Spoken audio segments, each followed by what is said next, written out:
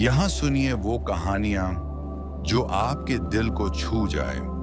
अगर आप भी कहानियों के दीवाने हैं तो हमारे चैनल को जरूर सब्सक्राइब करें। भूमिका महात्मा गौतम बुद्ध का जीवन मानव चेतना की एक ऐसी यात्रा है जिसमें एक साधारण राजकुमार सिद्धार्थ एक आत्मज्ञान प्राप्त तपस्वी बुद्ध बनता है। उनकी शक्तियां कोई जादुई शक्ति नहीं थीं, बल्कि आत्म अनुशासन, ध्यान, करुणा और सत्य की खोज से प्राप्त आंतरिक शक्तियां थीं। यह लेख इसी विषय पर केंद्रित है कि कैसे गौतम बुद्ध को ये शक्तियां प्राप्त हुईं। सिद्धार्थ से बुद्ध बनने की यात्रा। गौतम बुद्ध का जन्म लगभग 563 ईसा पूर्व लुम्बिनी, वर्तमान नेपाल में, शाक्य कुल में हुआ था। उनका असली नाम सिद्धार्थ था। राजमहल में सभी भौतिक सुख सुविधाएं होते हुए भी सिद्धार्थ का मन अशांत रहता था। एक दिन उन्होंने 4 दर्शन, एक वृद्ध, एक रोगी, एक मृत व्यक्ति और एक सन्यासी देखे, जिससे उनका जीवन बदल गया।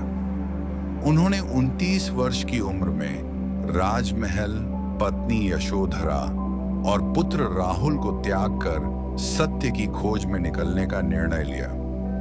यही त्याग और आत्मसंयम उनकी पहली आध्यात्मिक शक्ति थी। 2. ध्यान और तपस्या, शक्तियों का प्रथम सोपान। सिद्धार्थ ने कई वर्षों तक कठोर तपस्या की। उन्होंने नंगे पांव, बिना अन्न जल के घने जंगलों में तप किया। यह तपस्या उन्हें मानसिक नियंत्रण, इंद्रियों पर विजय और सहनशीलता की शक्ति प्रदान करने लगी। लेकिन बुद्ध को यह भी अनुभव हुआ कि अत्यधिक तप भी मोक्ष का मार्ग नहीं है। उन्होंने मध्यम मार्ग को अपनाया, ना अत्यधिक सुख, ना अत्यधिक तप। यही उनके आंतरिक संतुलन की शक्ति बनी। 3. पीपल वृक्ष के नीचे साधना, आत्मज्ञान की प्राप्ति।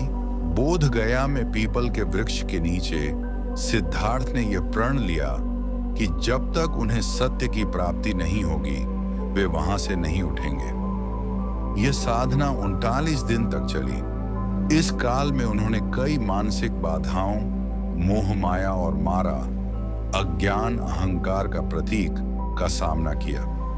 ध्यान की गहराई, उन्होंने अपने मन को पूरी तरह शुद्ध किया। विपश्यना ध्यान के माध्यम से उन्होंने अपनी हर भावना और विचार का निरीक्षण किया।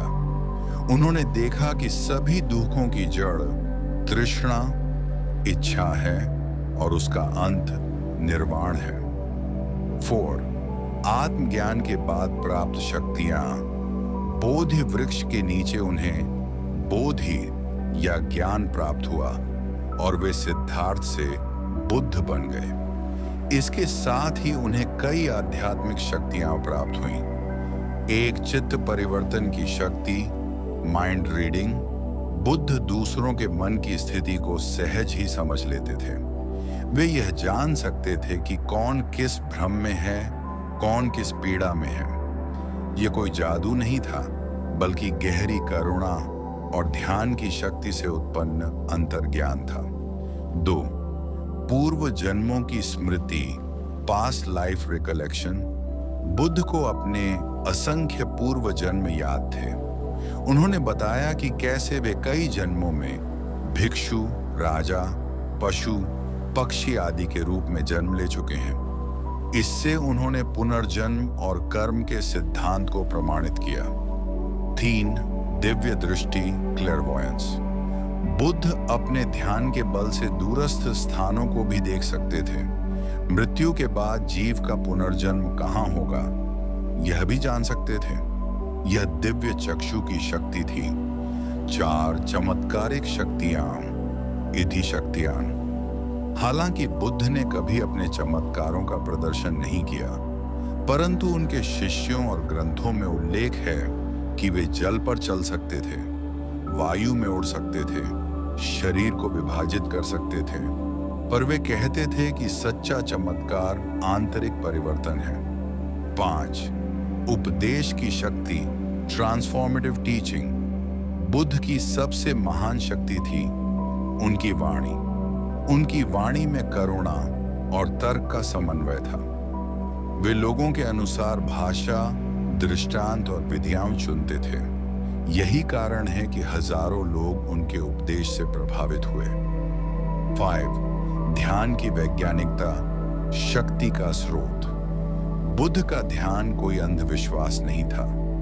उन्होंने ध्यान को एक विज्ञान की तरह अपनाया। श्वास पर नियंत्रण, विचारों का निरीक्षण, अनिच्छा, सब कुछ क्षणिक है का बोध, अपने अहंकार को पहचानना, इस अभ्यास ने उन्हें वह आंतरिक शक्ति दी जिसे आज माइंडफुलनेस, विपश्यना और ध्यान चिकित्सा कहा जाता है।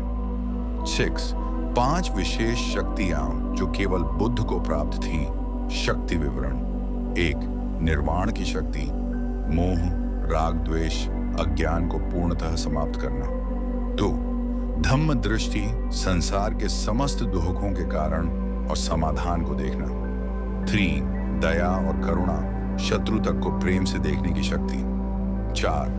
लोभ रहित उपदेश, बिना स्वार्थ के लाखों को राह दिखाना।